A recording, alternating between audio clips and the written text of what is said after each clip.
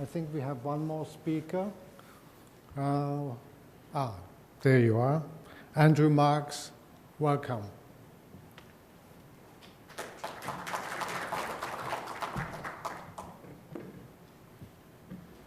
Good afternoon. I apologise for my lack of voice. I lost my voice over the last couple of days, so we'll hope it goes well. We'll hope everything goes okay. Thank you for asking me to speak. My name's Andrew Marks.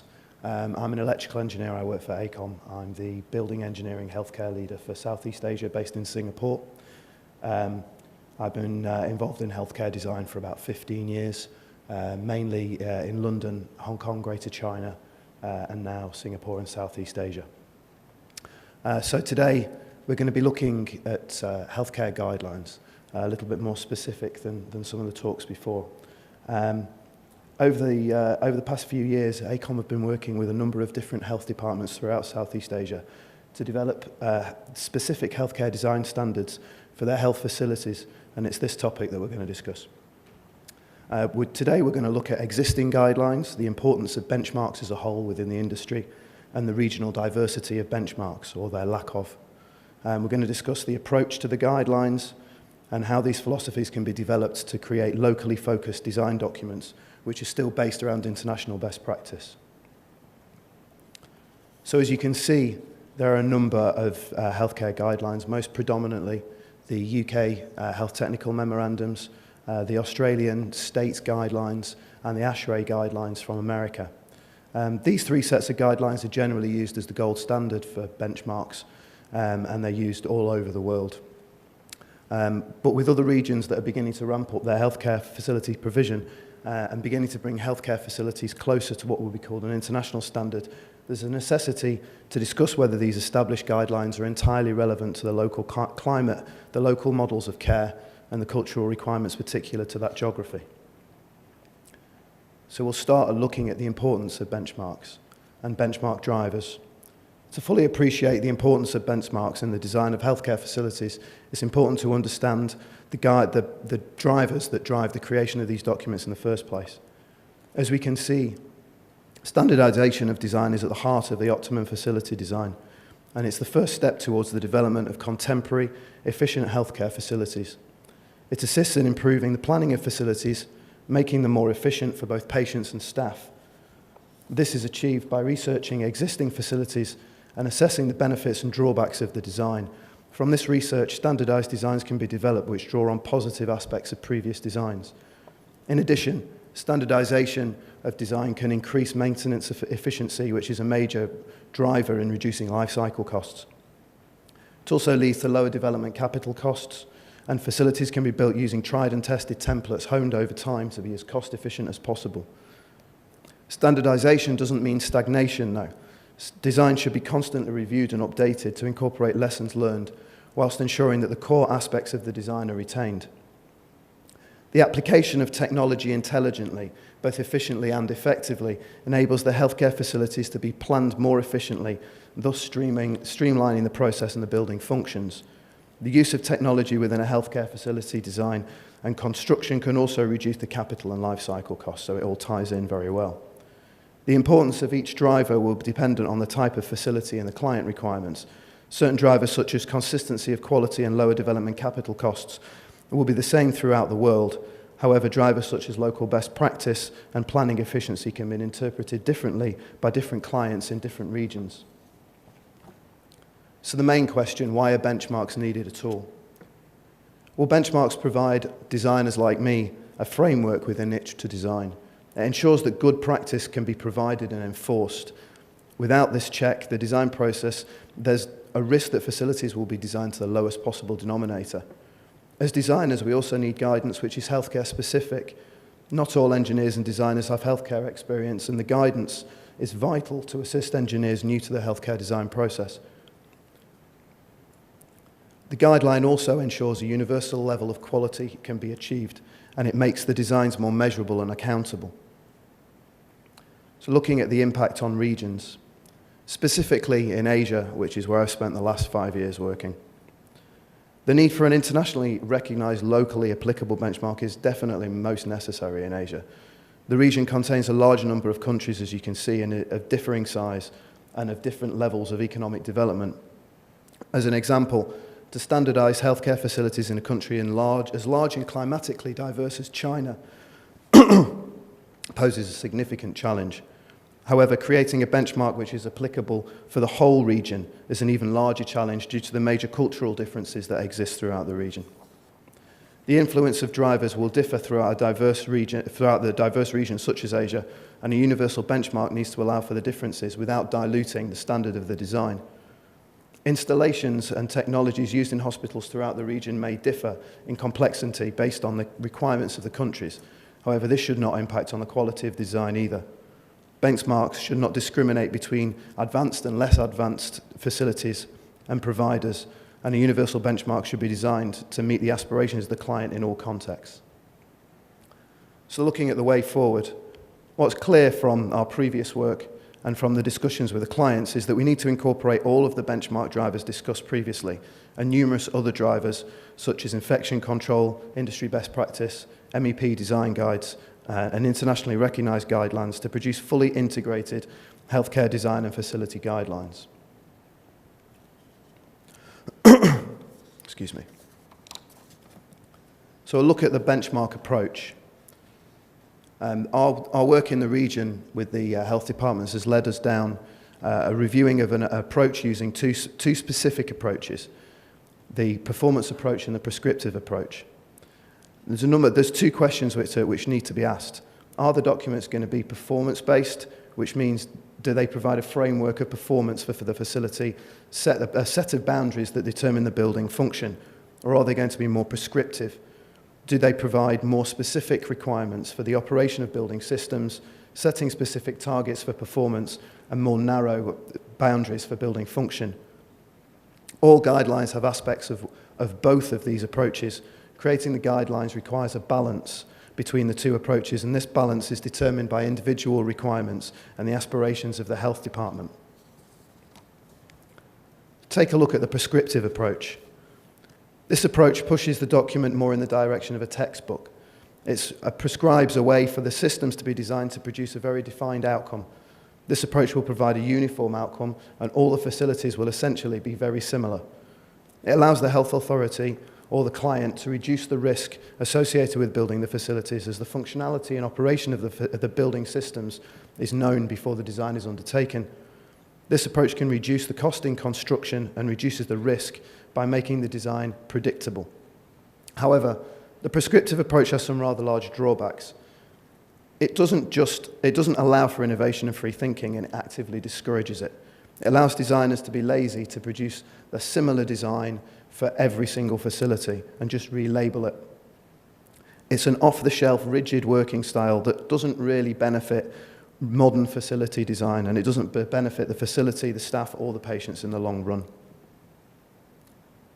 The performance-based approach is far more flexible in its outlook. It allows the designers room to maneuver to incorporate new technologies and models of care. The approach actively encourages thought leadership and provides forward thinking for a cutting-edge facility. However, this approach doesn't provide as much certainty of the outcomes as for the design, which may lead to a higher risk level. As said before, the creation of the guidelines is all about balancing the two approaches. We should create a set of documents that define clear boundaries for a function of a system, for example, the temperature range required in ward areas, but not the mode of ventilation and cooling to the space. There must be a slight weighting to the prescriptive approach. Nobody designs in a vacuum, and there's always mandated local standards that must be adhered to. However, there should still be room for innovation and interpretation of these standards to allow the scope to utilise new systems and cutting-edge models of care. Looking at the structure, at AECOM, we've developed an approach to creating the benchmarks, and this starts at a principle section and moves up towards a far more detailed section. It's very important to have this structure because the structure has a major impact on how the documents are read and interpreted. Ideally, the guidelines will be structured in a way that there is a hierarchy of information, and this allows readers to move from the macro ideas and design principles to the more specific requirements of technical design. This will act as a narrative to the designer to put the technical information into context. It allows the health department to put the story into the documents so that the design can be understood and the direction and the major drivers of the health department are clear. The structure also allows for balance between the performance and the prescriptive approach, and as the performance approach would be at the beginning and the prescriptive in the more technical information at the end. So this is our basic structure. We've developed this structure over a number of years of discussing with health departments in Southeast Asia, and we think it works quite well. The initial level is where we outline design principles. And the principles are derived from high-level objectives, which are determined right at the outset of the development. It's important to discuss the fundamental requirements of the guidelines to that which must be delivered. This tier sets the tone of the document and ultimately provides the direction to the designers. In some ways, this tier is the most important level, as everything stems from this. The next tier is what we call the manual section. This is a document that starts to bridge between the high-level principles and the technical aspects. This tier starts to point to the design in the general direction which the health department would like. The wording in this tier is used to describe the application of the high-level principles and focuses on outcomes expected in general system sense without going into specific details. Methodologies are also described with checklists, which are intended to assist the designer in getting where they need to be. It's important to note that the checklists are general in their scope, asking questions which are intended to push the designer to think about what they need to do to achieve the desired outcomes. As with most things in engineering, there's no right answer. In order to understand the solution, we must understand the journey. These checklists help to push the journey in the right direction. The third and final tier is the technical section, and this tier is fairly self-explanatory. In this section, we also include all the applicable design criteria and technical discussions and sizing methodologies. And this is the majorly prescriptive section, and it reads as such. So looking at localizing the benchmark. The factors influencing healthcare design can be split into two categories: climatic design factors and cultural factors. And we're going to discuss the climatic design factors first. So the climatic factors will significantly impact on the design of the healthcare facility, as they will influence the use of natural ventilation, humidity control, and the extent of glazing and the mitigation of solar gain. Climatic factors also influence the location and orientation of the facility, as we've heard earlier today and yesterday, and will also affect the internal and external layout of the facility. As can be seen, Asia in particular has a unique mix of different climates, from desert to warm continental, and from mountain climates to subtropical climates. Generally, the architectural and engineering responses to climatic factors are regulated by local design codes. For example, in Asia, building regulations can vary significantly. The Gulf states predominantly use American codes, whereas most of Southeast Asia either follows British standards, Australian standards, or some of the American standards. The basis of the American and the British standards don't really differ greatly. The major difference is in their measurement system, the imperial versus the metric, which when creating a universal benchmark causes a problem. To mitigate this, the universal benchmark needs to contain ranges in both imperial and metric to draw references from both the American and the British systems. In the benchmark structure discussed previously, the climatic requirements are included within the technical section. In order for this section to be applicable in as many locations as possible, the technical section of a universal benchmark could include for design ranges based on the climate in which the facility is to be constructed, and so would be interchangeable for the region. These design ranges would be broad enough to allow for a compliant design appropriate to the local context, whilst also allowing scope for the designer to include innovative ideas. So looking at cultural factors, this is a more significant challenge to addressing a benchmark. Cultural factors actually have a larger impact on facility design than climatic ones in Asia. The impact can also differ greatly dependent on the function of the facility and whether it serves the public or private sector. Currently, international benchmarks don't cater for all models of care in all locations. They have a very Western bias, and they are based on the countries they're designed for. Looking at it from an Asian perspective, there are a number of key differences, and we're going to discuss 3 of those today. Throughout Asia, cultural factors differ widely, and this is typified by the differences between patient and staff interaction within a facility. The Chinese model of care is markedly different from the more Western-style models of care that exist in Singapore and Hong Kong, for example. To highlight this further, in China, staffs tend to be more isolated from patients, and staff areas are more secure to provide a level of isolation required to both protect and distance staff from patients and visitors. In Western-style models of care in Singapore and Hong Kong, the focus is on open space and more interaction between patients and staff. Designers are encouraged to provide welcoming spaces to allow for clinical staff, patients, and family members to mix in order to create a more relaxed atmosphere. A universally accepted guideline would need to incorporate both of these approaches to the design without favouring either. It's important these differences in the design are seen as equally acceptable as local best practice and international best practice, and that the designers are provided a context in which they can work. This is particularly relevant when importing knowledge and expertise from outside the region.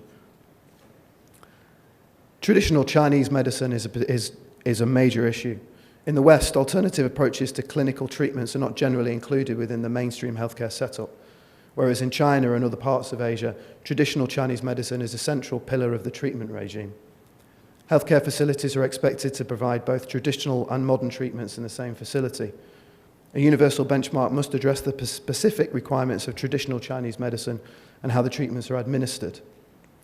A benchmark would need to define and explain adjacency requirements, patient flows, and building services requirements in order to provide a design outline and context for the designers. Lastly, the differences in nursing services. It's not well known, but the extent of nursing services also affects the design of the healthcare facility, and the differences within Asia are quite stark. In most Western healthcare facilities, nursing staff are expected to service both the clinical needs and monitor the patient's medical process, and are also expected to wash the patient and assist in ensuring the patient's stay is as comfortable as possible. In most regions of Asia and in other locations, such as Israel, the nursing staff service the clinical needs of the patients only. All the other aspects of the patient's comfort and general care is provided directly by the patient's family. In more affluent countries, where this system is prevalent, families can pay for a nurse to perform this task, but in other countries it's the family themselves that provide for the patient's needs. This difference in nursing roles has a dramatic effect on the staff numbers required to operate a healthcare facility. In Western healthcare facilities, staff numbers can often be around 4 times that required at Asian hospitals, particularly Chinese hospitals. A universal benchmark would need to incorporate all of the design requirements, which allow for different levels of nursing services without preference. The benchmark would provide a framework which would guide designers to provide a universally agreed standard applicable in the local context. Cultural factors would need to be addressed in the principles and manual sections of the benchmark. One solution investigated has been to create a regionally specific subsection within the principles and manual sections. This subsection would be locally specific and would indicate the differences in approach to healthcare from the accepted Western international standards. This approach would allow for a single, internationally recognised benchmark, which could be used as a general standard worldwide, but will also be responsive to local market requirements. So lastly, looking at the way forward, healthcare tourism in Asia is increasing. Patients expect the highest levels of care. In order to appeal to international patients as well as the local community, it's imperative that the healthcare providers ensure that facilities meet broad international standards whilst functioning in a manner that's suitable for the local market. We believe that the best way to achieve this is to produce a universal benchmark which provides an overarching global framework while including sections which contain locally applicable information. A benchmark such as this would establish a globally recognised level of best practice whilst allowing for regional and cultural factors to be addressed. The benchmark should strike a balance between prescriptive and performance approaches and encourage innovation within established and agreed boundaries. This would allow designers and clients to improve healthcare provision whilst ensuring that the improvements are measured against an internationally recognised scale, ensuring that international best practice is universally understood globally. Thank you.